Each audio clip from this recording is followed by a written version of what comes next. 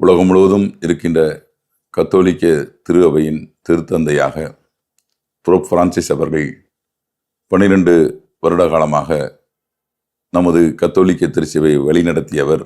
திரு அவையில் பல்வேறு புரட்சிகரமான கருத்துக்களை கொண்டு வந்து அதை செயல்படுத்தி காட்டியவர்.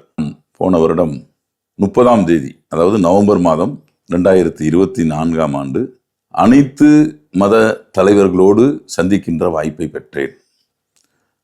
எனக்கு ஒரு மிகப்பெரிய ஒரு ஆச்சரியம் என்னவென்றால், நாங்கள் கிட்டத்தட்ட 100 பேர் கொண்ட ஒரு குழு அவரை போய் சந்திக்கின்ற வாய்ப்பை பெற்றோம்.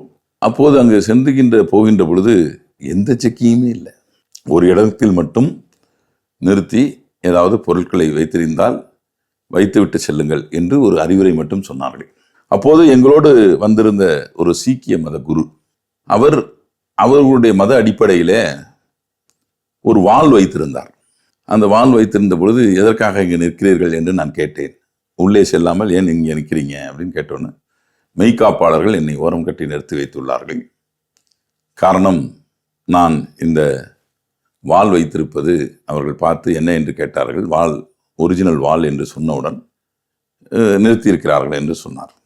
நான் உடனே மெய்காப்பாளர்களை சந்தித்து நான் கேட்டேன், இந்த மாதிரி ஒரு சூழ்நிலை இருக்கிறதே, அவர் மத அடிப்படையிலே அவர் வாள் வைத்திருக்கின்றார், நிச்சயமாக நமது திருத்தந்தை அவர்கள் அதை அனுமதிப்பார்கள், நீங்கள் வேண்டுமானால் அவரிடம் சென்று கேட்டுவிட்டு வாருங்கள் என்று நான் கேட்டு கொண்டதற்கு இணங்க உடனடியாக போப்பவர்கள் அவர்களுடைய மத அடிப்படையில் இருந்தால் அது ஒன்றும் செய்ய வேண்டாம், அவரையும் அழைத்து வாருங்கள் என்று அன்போடு அருகில் நிற்க வைத்து மிகப்பெரிய ஒரு புகைப்படம் எடுத்துக்கொள்ள அனுமதித்தார்.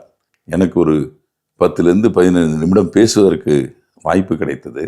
நம்மளுடைய முதலமைச்சர் அவர்கள் கண்டிப்பாக இந்தியாவிற்கு வருகின்ற பொழுது உங்களை ரெட் கார்பெட் போட்டு வரவேற்பதற்கு தயாராக உள்ளார் என்று சொன்னபோது மிகவும் மகிழ்ச்சியோடு 2026ஆம் ஆண்டு அதற்கான வாய்ப்பு இருக்கும் போல தெரிகிறது என்றும் சொன்னார் என்று அவர் சொன்ன வார்த்தை என் கண்களிலே மன ஓட்டங்களிலே ஓடிக்கொண்டிருக்கிறது.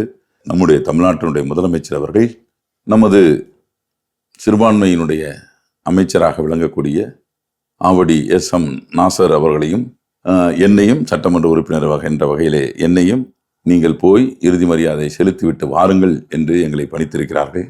எல்லாம் வல்ல இறைவன் அவருக்கு இளைப்பாற தருவார் என்ற நம்பிக்கையின் அடிப்படையிலே நமக்காக, இந்த உலகத்திற்காக அவரும் வான் வீட்டிலே இருந்து நமக்காக பிரார்த்தனை செய்வார் என்ற வகையிலே உங்களிடமிருந்து ஆழ்ந்த இரங்கலை தெரிவித்து விடைபெறுகிறேன். நன்றி.